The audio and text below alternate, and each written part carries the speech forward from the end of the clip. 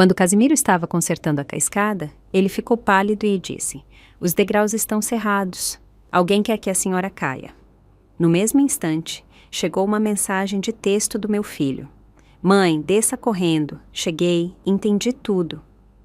Pedi ao mestre que se afastasse e preparei para meu filho um reencontro que o deixou sem palavras. Caros ouvintes, é um prazer recebê-los.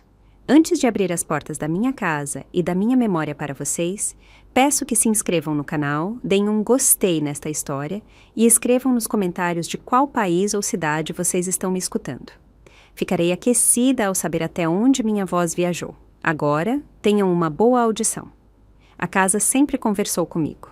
E isso não é uma metáfora de uma senhora idosa que enlouqueceu de solidão.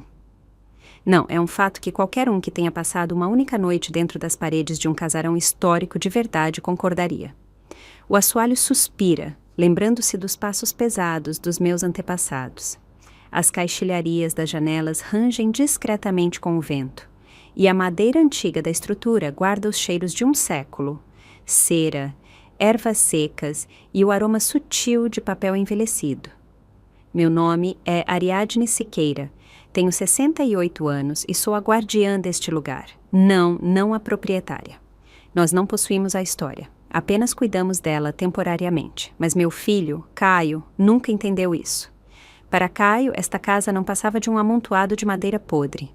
Cada visita dele se transformava na mesma peça teatral e cansativa. Ele chegava, torcia o nariz para o cheiro de poeira que eu considero nobre e começava o seu monólogo. "Mãe, isso é loucura!" ele dizia, andando pela sala de estar e evitando tocar nos móveis, como se fossem contagiosos. "A senhora está sentada numa mina de ouro e comendo mingau. Este terreno fica no centro de Higienópolis. As construtoras arrancariam este lote da senhora. Venda, compre um apartamento normal, com acabamento de luxo, paredes brancas, onde não tenha cheiro de cripta." Eu geralmente ficava em silêncio, folheando as fichas do meu catálogo. Trabalhei em um arquivo histórico a vida inteira, e o hábito de sistematizar o caos me ajudava a manter a calma. Mas ultimamente havia algo novo na voz de Caio. Não era apenas irritação, mas uma espécie de pressa febril. Ele começou a ligar com mais frequência. A esposa dele, Rebeca, uma mulher de olhos gélidos e lábios sempre apertados, também subitamente demonstrou interesse pela minha saúde. "Ariadne Siqueira, deve ser difícil para a senhora subir para o segundo andar. As pernas não doem? A cabeça não gira?" Para acalmar um pouco a pressão, concordei com uma pequena concessão. A escadaria principal, o orgulho da casa, uma larga cascata de carvalho que levava ao segundo andar, onde eu vivia e trabalhava, tinha começado a ranger. Um gemido profundo e arrastado ecoava toda vez que eu pisava no terceiro degrau vindo de cima. "Viu?" Caio triunfou na terça-feira passada. "Tudo apodrecendo. A senhora vai cair e quebrar os ossos. Se não quer vender, pelo menos me deixe contratar uma empreiteira. Eles vão demolir tudo e colocar uma estrutura metálica normal." "Nada de metal", cortei eu. "Vou chamar o Casimiro." Casimiro Neves era um marceneiro local, um mestre da velha guarda, para quem a consciência era mais importante do que o contrato. Um homem de poucas palavras, cheirando a serragem fresca e óleo de linhaça. Ele conhecia a casa quase tão bem quanto eu. E hoje de manhã, Casimiro chegou. Eu o deixei lá embaixo, no pé da escada, e subi para o escritório.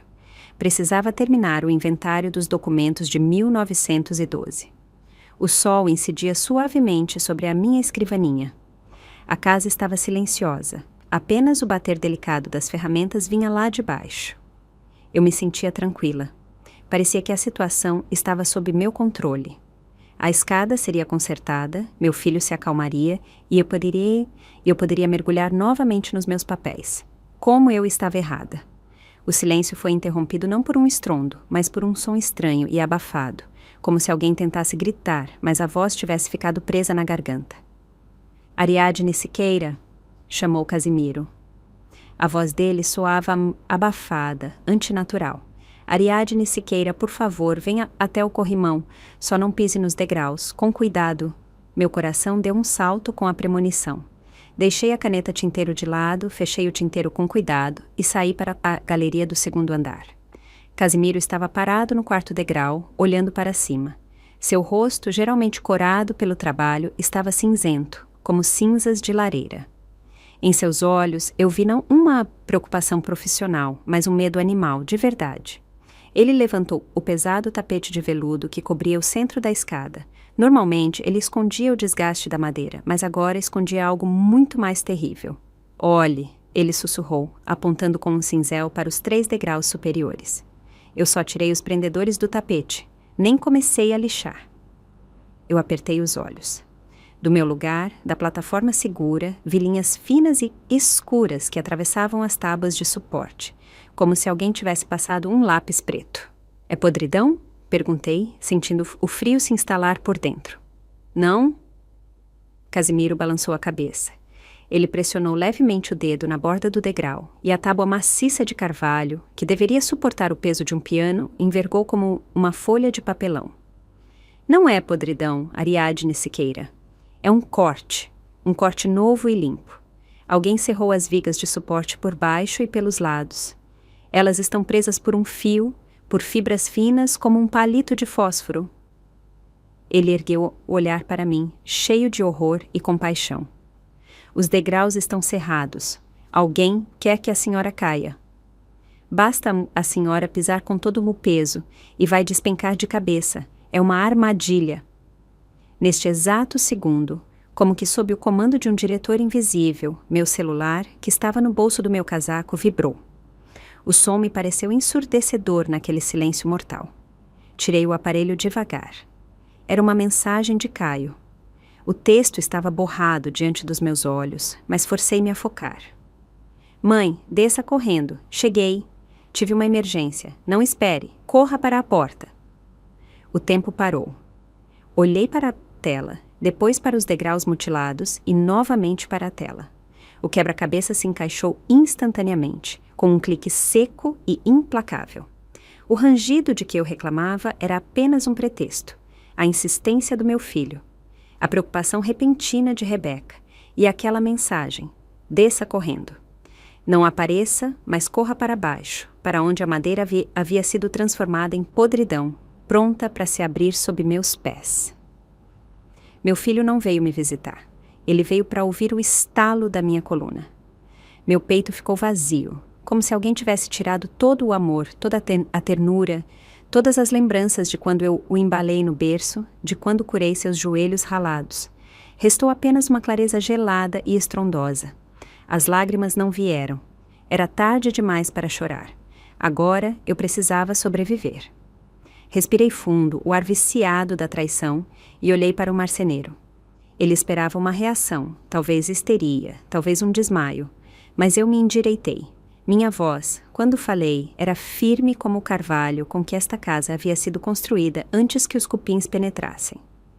Casimiro, eu disse calmamente, por favor, retire o tapete completamente, enrole-o e guarde-o no canto. Deixe os cortes visíveis.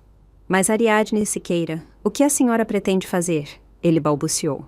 Faça o que eu digo, ordenei, sentindo uma mola de aço despertar dentro de mim, uma que eu mesma havia esquecido que existia. Exponha a armadilha e depois pegue suas ferramentas e vá para a biblioteca. Feche a porta e não saia até que eu chame. Não importa o que você ouça, não saia. Casimiro assentiu, vendo em meus olhos algo que o forçou a obedecer inquestionavelmente. Fiquei parada na plataforma superior, ouvindo um carro se aproximar da casa. O motor parou.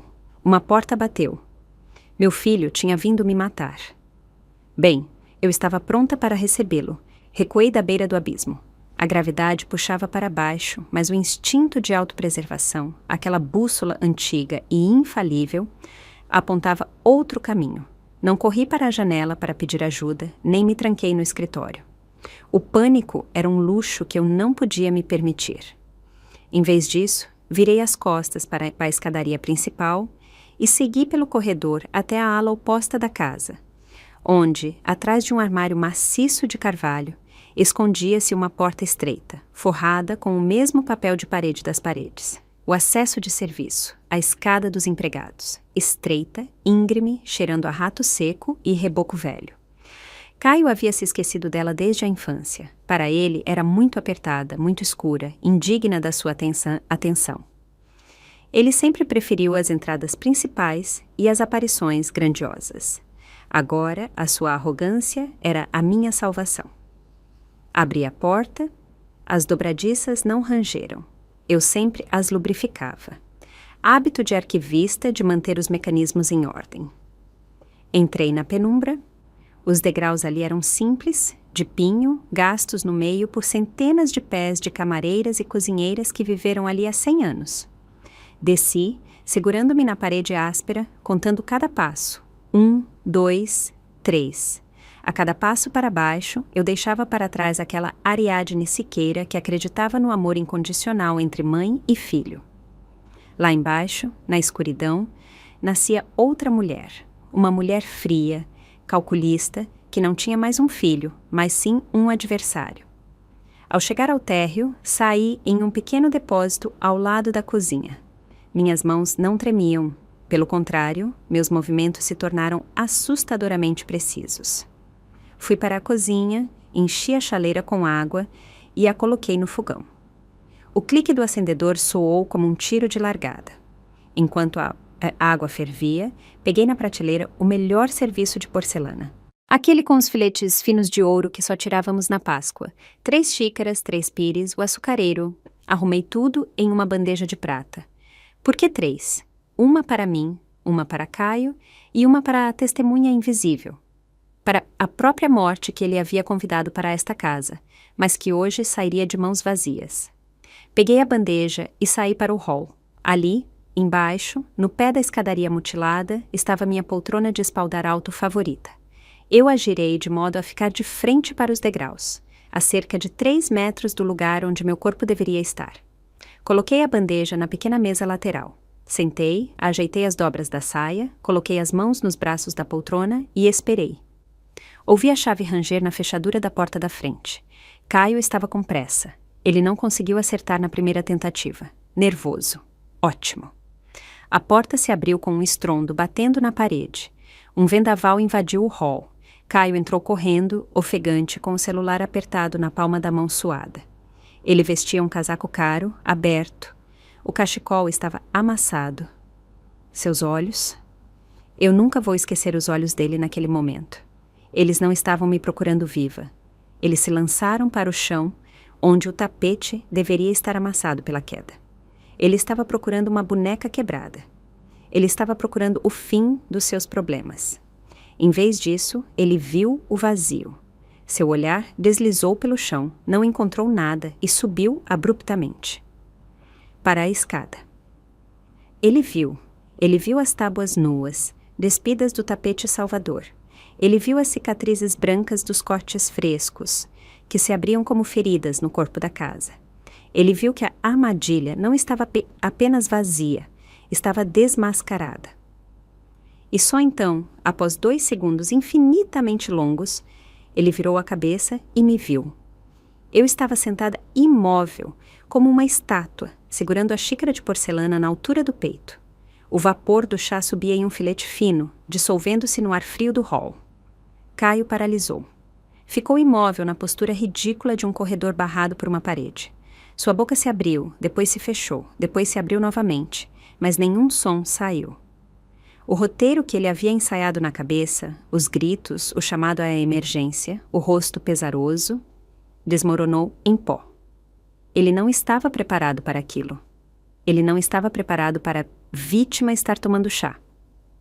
O rosto dele começou a mudar. Primeiro, a perplexidade, depois o horror animal de ter sido descoberto. E então, lentamente, apareceu algo ainda mais patético. A tentativa de recolocar a máscara. Mas a máscara não encaixava. Dei um pequeno gole. O chá estava quente, forte, com um toque de bergamota. O gosto da vida. Chegou tarde para o chá, Caio? Eu disse calmamente. Minha voz não tremeu. Soou suave, quase carinhosa, mas havia veneno naquele afeto. E me parece que você está chateado. Ele estremeceu, como se tivesse levado um choque. Mãe, ele conseguiu forçar, rouco. Eu pensei que... Pensou o quê? Interrompi, olhando diretamente nos seus olhos. Que eu escolheria o caminho mais curto? Apontei para os degraus cerrados. Você está desapontado por eu ter usado o acesso de serviço, filhinho? Ou está chateado porque não estou caída ali?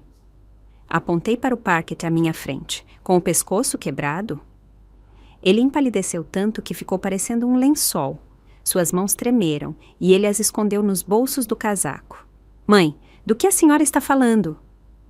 A voz dele falhou em um falsete. Que pescoço? Eu vim salvar a senhora. Eu mandei a mensagem. Salvar? Levantei ligeiramente as sobrancelhas. Salvar de quê? Da gravidade? Ou do serviço de carpintaria que você mesmo, provavelmente, pagou? Ele deu um passo para trás, em direção à porta, como se quisesse fugir, mas não havia para onde correr. Ele já havia entrado na casa. Ele já havia entrado na sua própria armadilha. Isto é um engano, ele murmurou, lambendo os lábios secos. Eu senti que algo estava errado. Intuição. Coloquei a xícara no pires. O tilintar da porcelana soou como uma sentença. Intuição, repeti, saboreando a palavra. Que coisa surpreendente.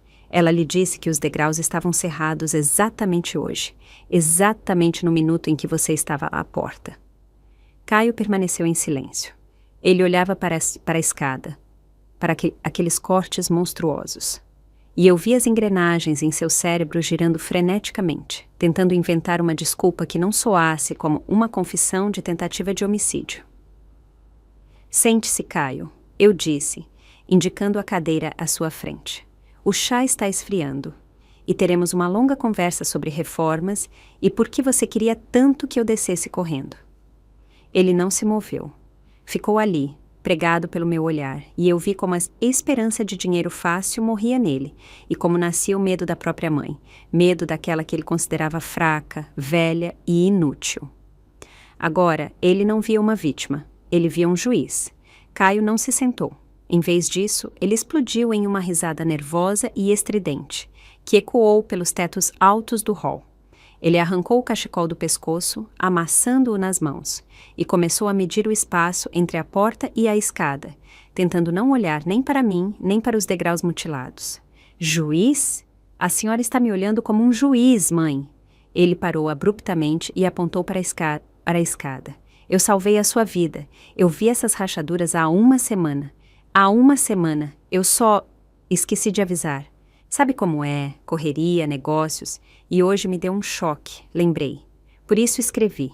Corra, porque tive medo que a senhora pisasse agora mesmo. A mentira era tão grosseira, tão ridícula, costurada com os fios brancos do pânico, que senti quase vergonha dele. Ele até tinha desaprendido a mentir. Rachaduras? Perguntei calmamente, sem mudar a pose. Você viu rachaduras que se parecem com cortes perfeitamente retos de serrinha? Caio estremeceu, seu rosto ficou vermelho, gotas de suor apareceram na testa. Ele partiu para o ataque. Sua tática favorita? Que diferença faz como elas parecem? Ele berrou, e a histeria surgiu em sua voz. Olhe para esta casa. É um caixão velho e podre. Tudo aqui está caindo aos pedaços. As escadas desabam, o chão afunda. Mãe, a senhora perdeu o juízo se acha que pode morar aqui. Quase morreu. Ele puxou o celular e começou a tocar furiosamente na tela. Vou ligar para a Rebeca. Chega, esse circo acabou. A senhora vai arrumar as malas agora mesmo. Vamos para o hotel e depois decidiremos o que fazer com esta ruína. Eu não vou a lugar nenhum, eu disse calmamente. Vai, sim. Ele rugiu, apertando o celular contra a orelha. Alô, Rebeca? Sim, venha urgente. Não, ela está viva. Viva, eu digo. Mas a situação está pior. A casa está condenada. Totalmente. Ele falava alto, de propósito, para que eu ouvisse cada palavra. Ele estava construindo uma nova realidade, na qual eu não era a vítima de uma tentativa de homicídio, mas uma velha senil que vivia em ruínas perigosas. Rebeca chegou 40 minutos depois. Entrou na casa, fazendo claque-claque com os saltos, exalando o perfume doce e pesado que sempre me dava dor de cabeça. Ela usava um elegante casaco cinza e um penteado impecável. Não parecia uma mulher correndo para socorrer a sogra. Parecia uma agente imobiliária vindo fechar um negócio. Ariadne Siqueira! Ela exclamou, batendo palmas e correndo até mim. Meu Deus! Caio disse que a escada desabou. A senhora está inteira? Ela me examinou dos pés à cabeça e eu percebi em seus olhos o mesmo cálculo frio que havia no filho. A decepção. Sutil, por uma fração de segundo, mas estava lá. A escada não desabou, Rebecca, eu disse, afastando-me do seu abraço falso. Ela foi cerrada. Cerrada. Ela arregalou os olhos de forma teatral e olhou para Caio. Querido, do que ela está falando? A mãe está em choque. Caio interveio rapidamente, enxugando a testa com um lenço. Ela vê conspirações em todo lugar. A madeira apodreceu. Rebecca simplesmente apodreceu. Eu disse que era perigoso ficar aqui. Rebecca imediatamente entrou no jogo. Ela se ajoelhou na minha frente, pegou minhas mãos nas suas, frias, secas e firmes. Ariadne Siqueira, me escute. Ela começou a falar em um tom usado para crianças mimadas. Não podemos arriscar assim. Caio tem razão. Hoje a senhora teve sorte, mas amanhã o teto pode cair. A senhora precisa sair daqui, para o seu próprio bem. Eles estavam os dois sobre mim, filho e nora, dois abutres circulando sobre a presa que se recusara a morrer. Eles trocavam olhares rápidos e triunfantes. Achavam que tinham vencido. Sim, a tentativa de assassinato havia falhado, mas eles haviam conseguido um trunfo, o estado de risco da casa. Agora tinham um motivo para me tirar da casa à força, sob o pretexto de cuidado. Vamos levá-la agora mesmo para o Hotel Imperial, Rebecca continuou a coachar. E amanhã, Caio cuidará da reforma. Mas para isso, querida Ariadne Siqueira, precisaremos que a senhora assine alguns papéis. Uma procuração temporária para que Caio possa contratar operários, pedir materiais, lidar com as inspeções sem a sua participação. A senhora não vai querer correr atrás de burocracia na sua idade. Procuração. Aí estava, a chave para a fechadura. Uma procuração geral que lhes permitiria vender o casarão enquanto ele eu tomava chá no hotel. Abaixei os olhos, fingindo submissão. Meus ombros caíram. Permiti que minhas mãos repousassem inertes nas de Rebecca. Eu estou tão cansada, sussurrei com a voz trêmula. Tudo isso é tão assustador. Claro que é assustador, Caio concordou, sentindo a vitória. Mãe, assine os papéis, e nós cuidaremos de tudo. A senhora precisa descansar. Levantei a cabeça lentamente. Tudo bem, eu disse. Eu assino. Caio suspirou com tanto alívio que seus ombros caíram uns 5 centímetros. Rebecca apertou minha mão um pouco mais forte, mal contendo o sorriso. Mas, acrescentei, não agora e não aqui. Por quê? Caio ficou desconfiado. Para que adiar? É um documento oficial, Caio.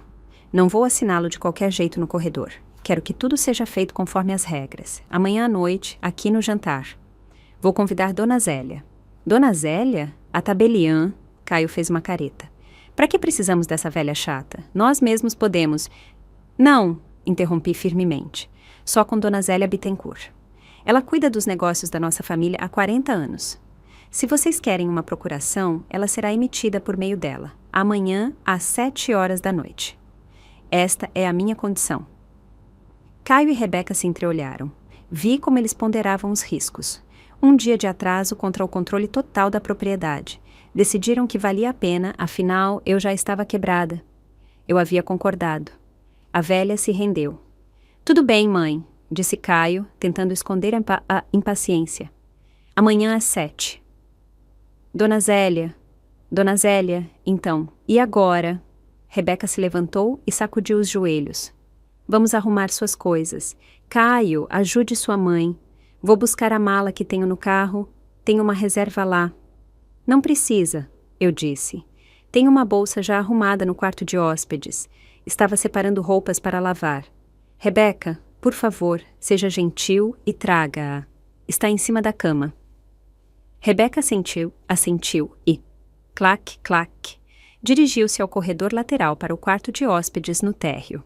Caio ficou no hall, verificando nervosamente algo no celular, já gastando mentalmente o dinheiro da venda da minha casa.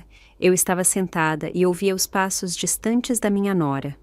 Eu sabia o que ela encontraria lá. Eu não pedi para ela trazer a minha bolsa. Eu a mandei para o seu próprio segredo. 1 minuto depois, nenhum som veio do quarto de hóspedes. O silêncio ficou denso, viscoso. Então ouvi passos rápidos e tropeçantes. Rebecca voltou. Ela estava pálida. Seus lábios estavam apertados em uma linha fina, e em seus olhos havia uma mistura de fúria e susto. Ela não carregava nada nas mãos. "O que aconteceu?" Caio perguntou sem tirar os olhos da tela. "Onde está a bolsa?" "Lá?" Ela sibilou entre os dentes, olhando para mim. "Não tem nada lá." Ela estava mentindo. Eu sabia o que ela tinha visto. Ontem, quando vieram me visitar, Rebeca deixou sua mala no quarto de hóspedes, dizendo que havia revistas velhas para mim. De manhã, enquanto Caio estava mexendo na escada, eu dei uma olhada naquela mala. Não estava trancada. Dentro não havia revistas. Havia um vestido preto, rigoroso, de luto, de lã cara, dobrado cuidadosamente, e ao lado um véu preto. Eles não estavam apenas esperando por um acidente. Eles vieram prontos para um funeral. Estavam tão certos do sucesso do seu plano que Rebeca havia trazido a roupa de luto para não perder tempo em lojas depois da minha morte. O pragmatismo dos assassinos. Olhei para Rebeca e sorri para ela com o sorriso mais cansado e desamparado que pude. "Não tem nada?" "Devo ter me confundido, minha querida. Velhice não é fácil. A memória falha." "Bem, então vamos assim. Amanhã resolvemos tudo." Rebeca permaneceu em silêncio. Ela entendeu que eu sabia sobre o vestido, mas não podia contar a Caio naquele momento, sem revelar toda a profundidade do seu cinismo. Fizemos um acordo silencioso. Eles achavam que eu era uma vítima boba, e eu permitia que pensassem assim. Até o jantar de amanhã. "Vamos, Caio," ela disse abruptamente, agarrando o cotovelo do marido. "A mãe precisa descansar."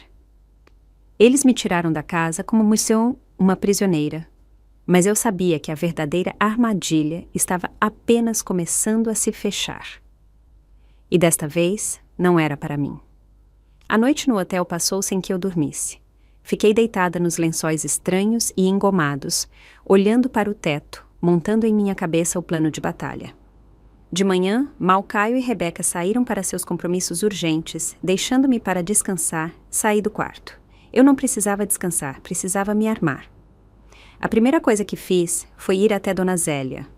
Minha velha amiga e tabeliã me recebeu em seu escritório lotado de pastas. Ao ouvir meu relato, ela não gritou nem levou a mão ao coração. Apenas tirou os óculos, limpou-os na ponta do lenço e, em silêncio, tirou um molho pesado de chaves do cofre. "Vamos ao banco, Ariadne," ela disse em seu tom seco e profissional. "É hora de tirar aquela pasta." No cofre do banco, na penumbra fresca do depósito, peguei a grossa pasta de couro. Ela guardava um segredo que Caio nem desconfiava, mas isso era pouco. Para vencer, eu precisava saber não apenas com o que bater, mas onde. Eu precisava entender os motivos do inimigo. Voltei para o casarão. Caio pensava que eu estava no hotel, então a casa estava vazia e quieta. Passei pela escada quebrada, tentando não olhar para ela, e subi pelo acesso de serviço até a minha oficina. Ali, entre as ferramentas antigas, comecei a procurar. Eu não procurava documentos, mas a arma do crime. Casimiro havia dito que os cortes eram limpos, o que significava que haviam usado uma boa ferramenta. Revirei a bancada. Estava tudo no lugar, exceto por uma coisa: a serra japonesa para trabalhos finos em madeira. Um presente do meu falecido marido, pai de Caio, uma ferramenta com lâmina flexível capaz de fazer cortes mais finos que um fio de cabelo. Ela não estava no seu devido lugar. Encontrei-a no antigo galpão de lenha no quintal, jogada atrás da pilha de madeira. Ainda dava para ver pó de carvalho nos dentes. Caio não apenas tentou me matar. Ele usou para isso a ferramenta favorita do próprio pai.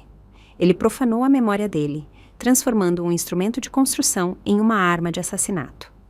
Esse pensamento me queimou mais do que o medo da morte. Era uma traição no nível do sangue. Mas por quê? Por que tanta pressa?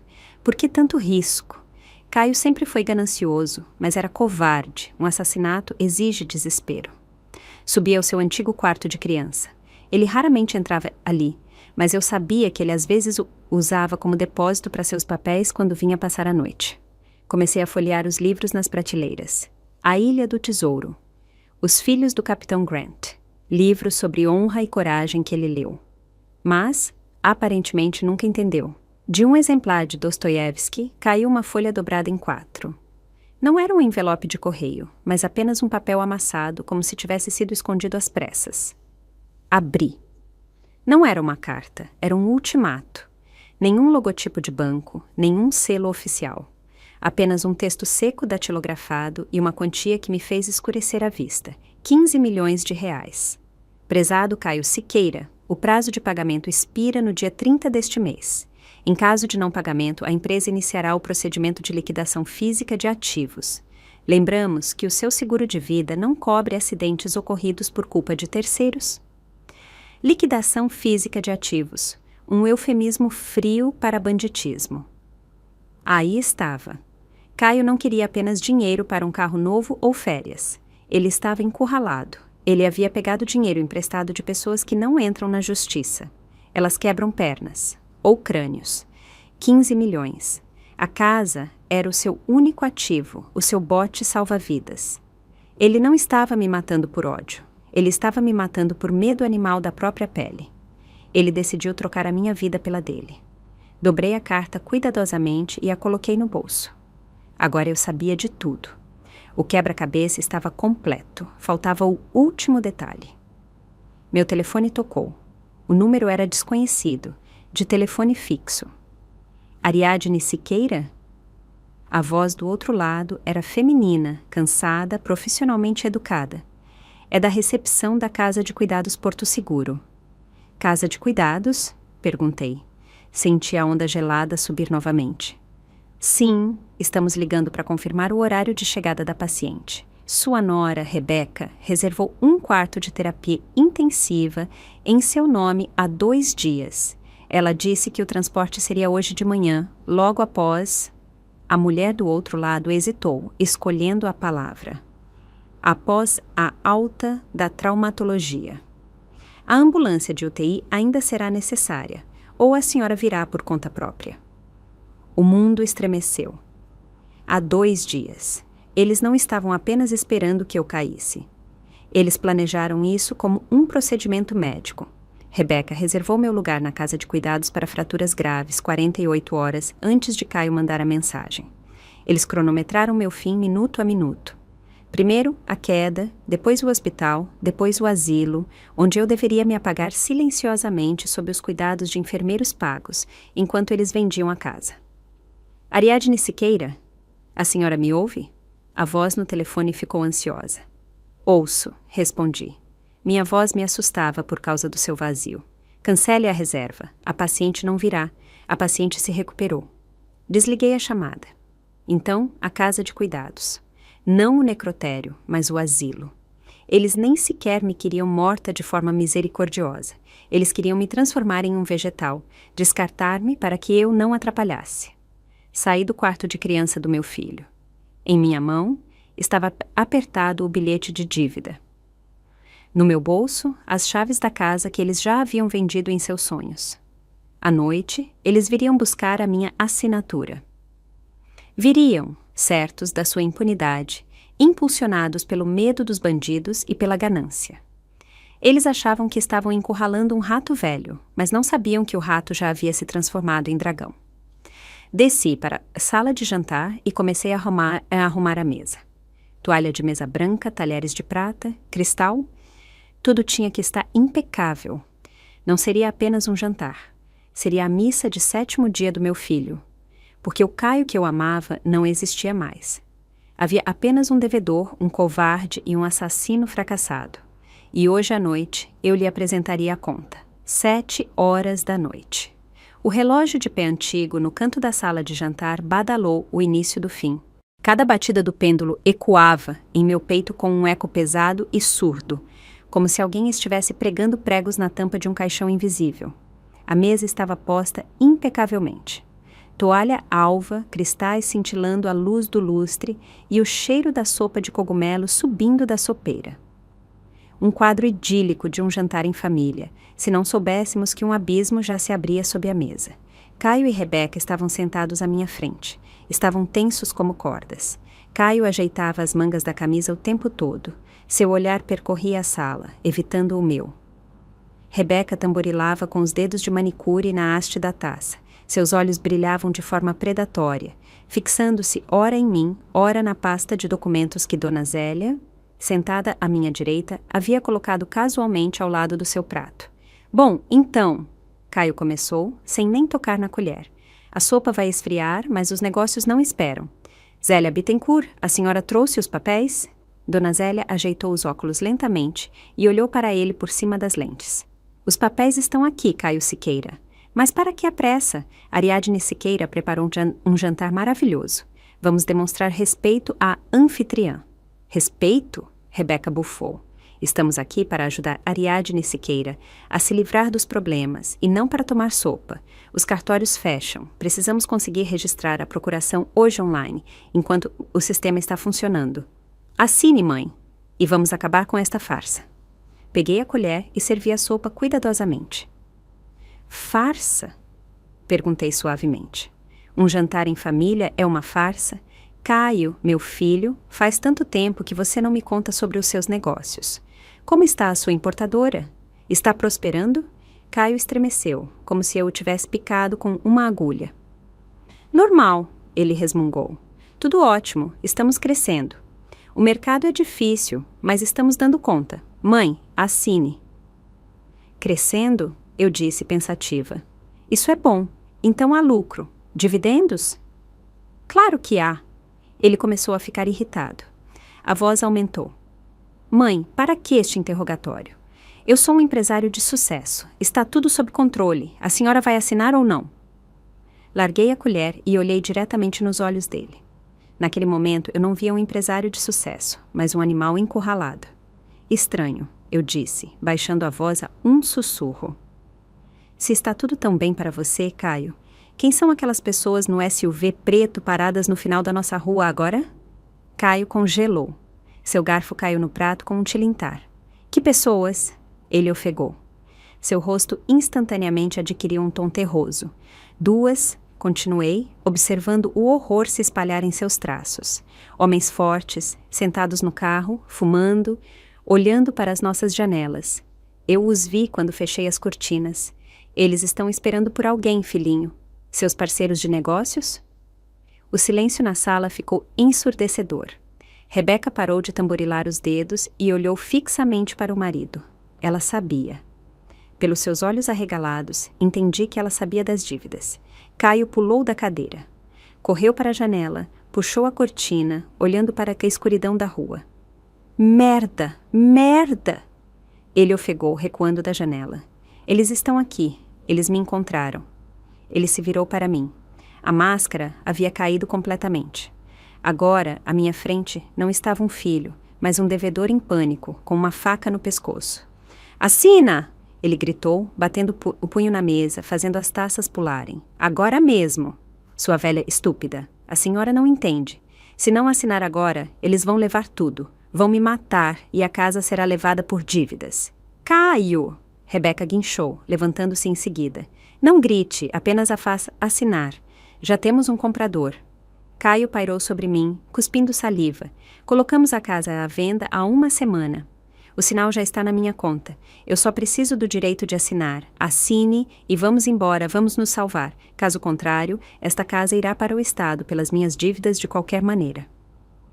Ele agarrou a pasta que estava com Dona Zélia e a jogou na minha frente, abrindo-a na página da procuração. A caneta rolou pela toalha. Assina agora mesmo, ou eu não respondo por mim. Eu olhava para ele de baixo, para o seu rosto distorcido pelo medo, para as suas mãos trêmulas. Ele estava pronto para me bater. Ele estava pronto para tudo, apenas para pagar o resgate àqueles que esperavam lá fora. Ele já havia vendido esta casa, minha casa, a casa dos seus antepassados, sem sequer me perguntar. Ele havia recebido o sinal. Ele gastou dinheiro que ainda não tinha. Peguei a pasta devagar. Caio congelou, respirando pesadamente. A esperança brilhou em seus olhos. Ele pensou que me tinha quebrado, mas eu não peguei a caneta. Fechei a pasta da procuração e a empurrei para o lado. Em seguida, estendi a mão para a minha pasta de couro, que estava na borda da mesa, e a abri. Dentro havia um único documento. Papel oficial com um selo dourado e marcas d'água. Você não pode vender esta casa, Caio. eu disse calmamente, mas de forma clara. Minha voz cortou a histeria na sala como um bisturi. Não porque eu não permito, e não porque você é um mau filho. Levantei o olhar para ele. Mas porque eu não sou a dona. E você também não é. Caio piscou sem entender. O quê? Ele ofegou.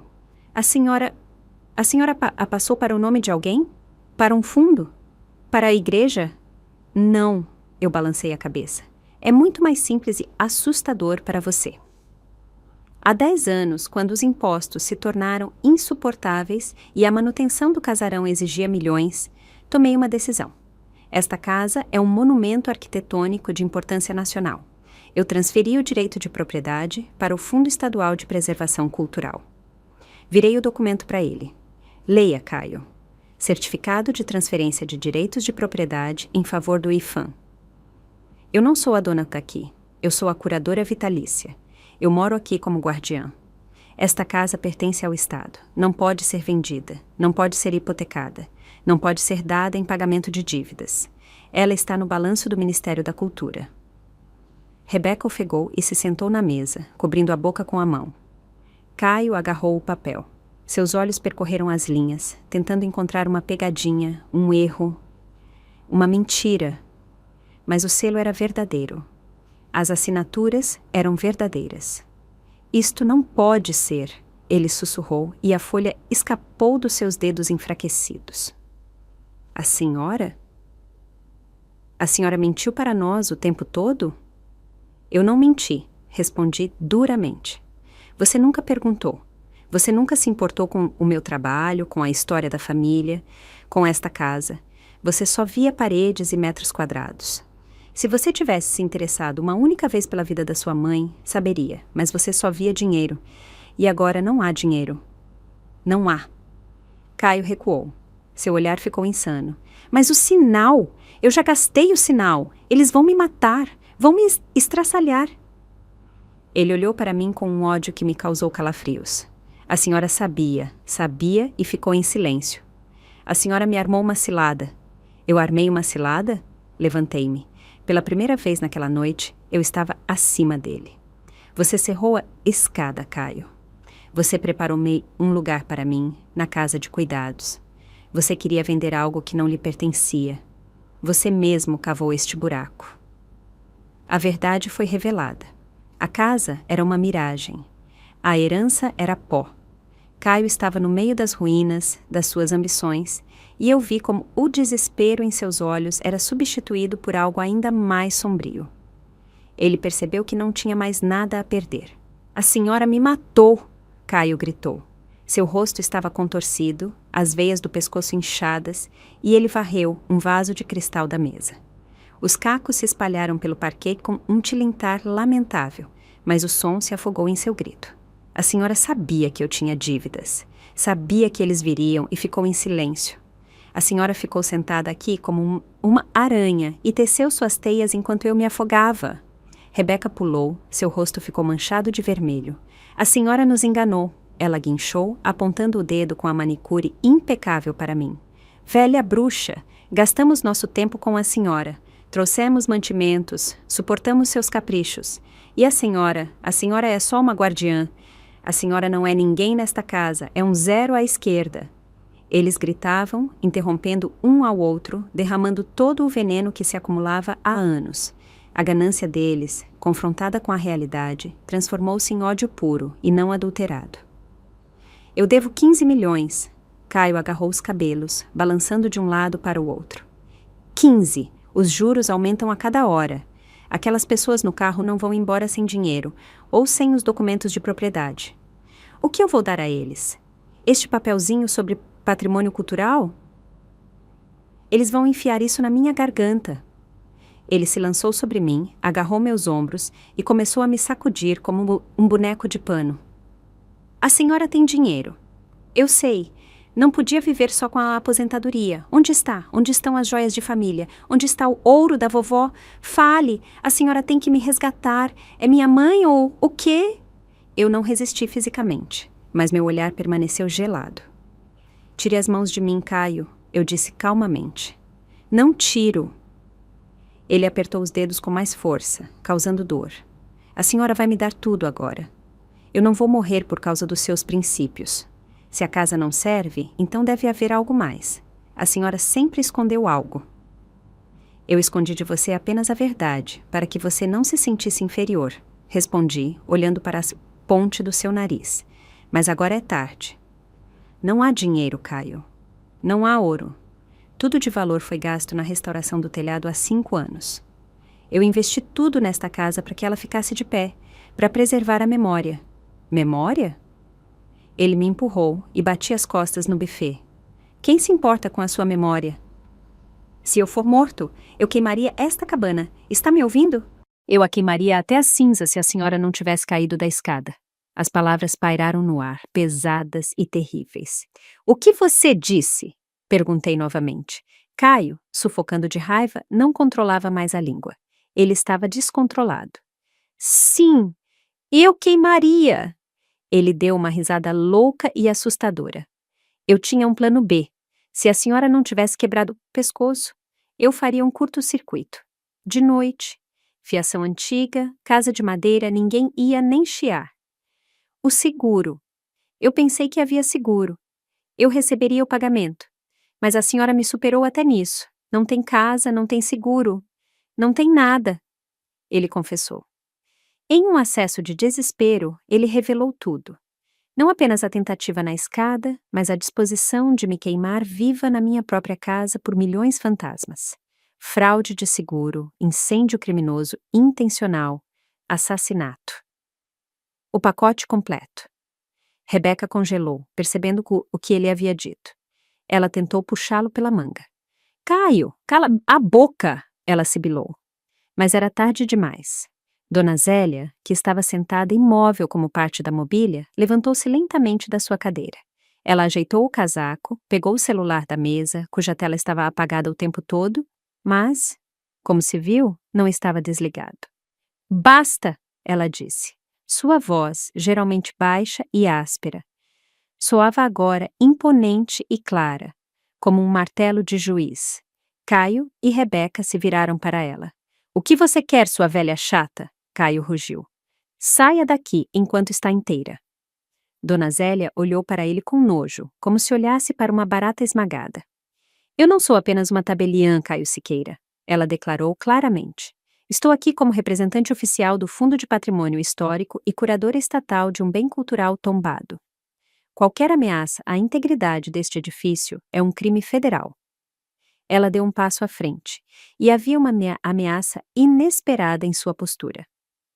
E você acabou de confessar, na presença de uma testemunha, a preparação de um incêndio criminoso contra patrimônio público, tentativa de fraude de seguro e, o mais importante, tentativa de homicídio contra Ariadne Siqueira.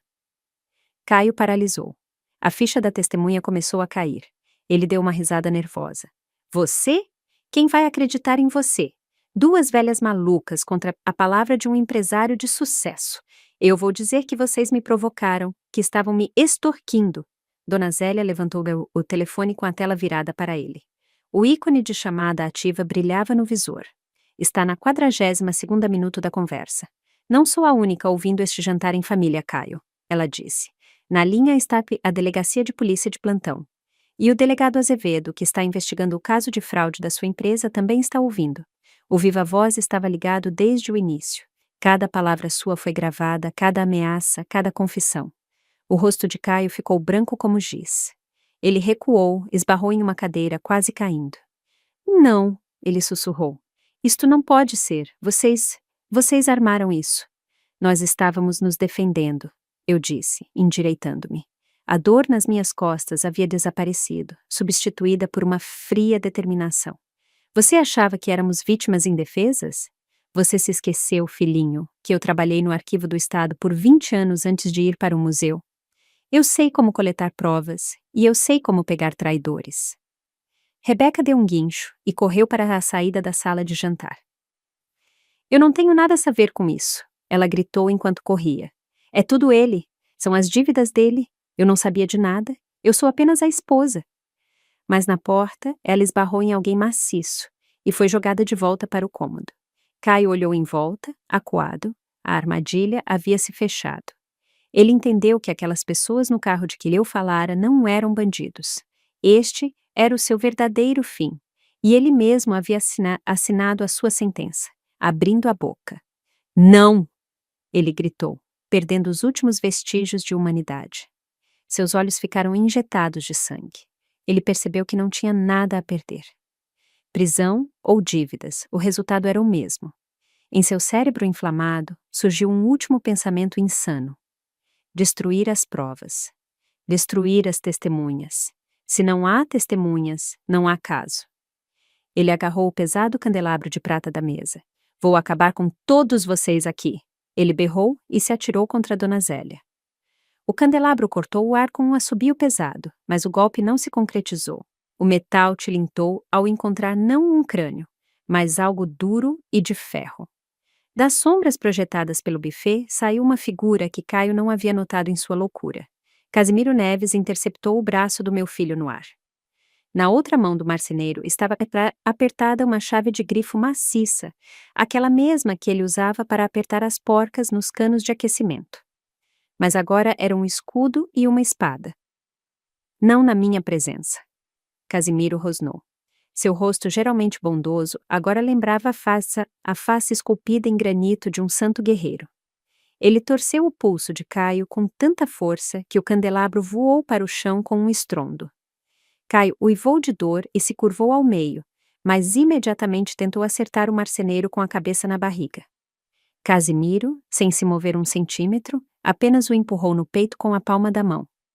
Caio voou para trás, derrubando uma cadeira, e caiu no parquete, embolando-se na toalha de mesa que puxou consigo. Cristal, pratos, a sopeira, tudo caiu em uma avalanche estrondosa, encharcando o chão e o terno caro do meu filho com manchas de gordura e cacos. Neste momento, a porta da frente se abriu com um chute. Polícia! Todos parados! Aqueles mesmos homens de preto que eu tinha visto pela janela invadiram a sala de jantar. Não bandidos, não cobradores. Eram agentes à paisana com coletes à prova de balas e submetralhadoras curtas no peito. Atrás deles, entrou um homem alto em traje civil. O delegado Azevedo, cuja voz eu tinha ouvido no telefone quando preparávamos a operação. Rebeca, que estava encolhida na parede, de repente correu em minha direção. Seus olhos estavam insanos. Ela percebeu que não havia saída, mas o instinto de rato encurralado exigia ação. Ela se lançou não para a porta, mas para o meu telefone, que estava na borda da mesa e sobreviveu por milagre. Você não vai ligar! Ela guinchou. Você não vai ligar para ninguém! Ela queria arrancar o aparelho, como se isso pudesse cancelar a gravação, como se pudesse apagar as palavras que haviam sido ditas no ar. Eu não recuei, apenas a encarei. Um dos agentes a interceptou no meio do caminho, torcendo-lhe os braços para trás com firmeza, profissionalmente. Rebeca gritou de forma fina e desagradável, como um tecido barato rasgando. Me soltem. Está doendo. Estou grávida. Ela mentiu, contorcendo-se. Estou esperando um herdeiro. Vocês não têm o direito. Vamos verificar? O agente disse secamente, colocando as algemas. Caio, no chão, tentou se levantar, debatendo-se na sopa e nos cacos. Ele engatinhou em direção ao acesso de serviço, aquela mesma escada dos empregados pela qual eu desci para sobreviver. Ironia do destino. Ele queria se salvar pelo caminho que desprezava, mas o caminho estava bloqueado. Casimiro estava ali, com os braços cruzados e a chave de grifo na mão. Uma muralha intransponível de consciência. Caio levantou os olhos para ele, cheios de lágrimas e ranho. Casimiro! Ele choramingou. Tio Casimiro, o senhor se lembra de mim pequeno. Eu lhe entregava as ferramentas.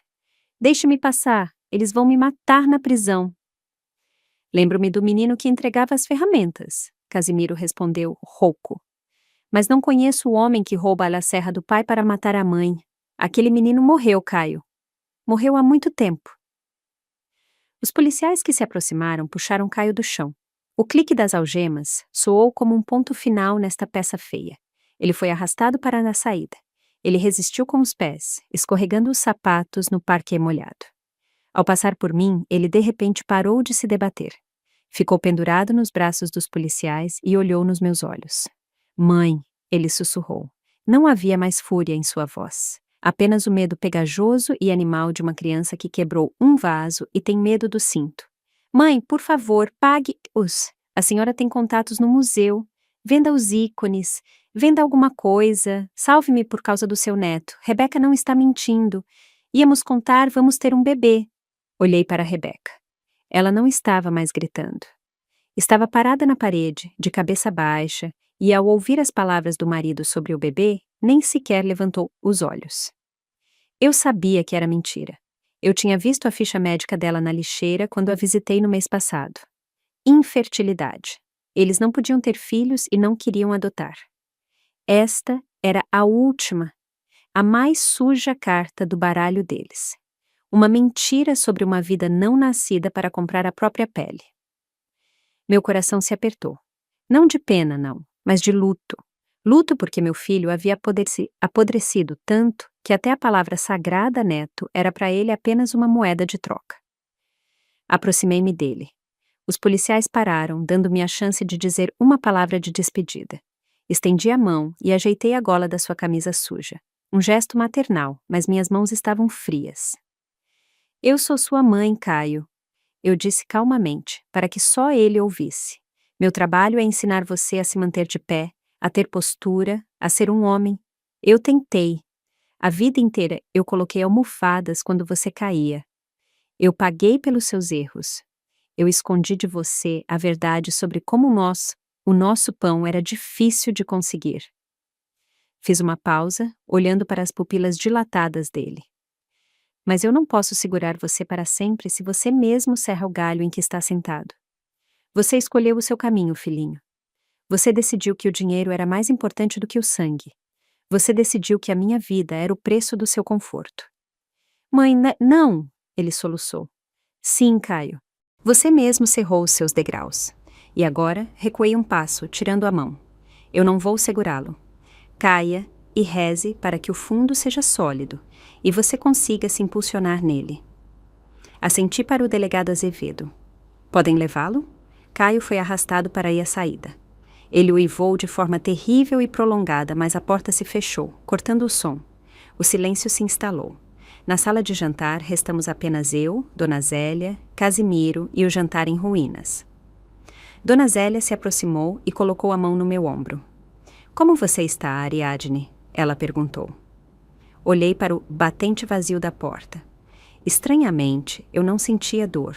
Sentia uma leveza incrível e estrondosa, como se uma enorme pedra que eu havia carregado nos últimos 20 anos. O medo pelo meu filho, a vergonha do seu comportamento, as tentativas de justificar a sua vileza, de repente tivesse desaparecido. Eu estava livre.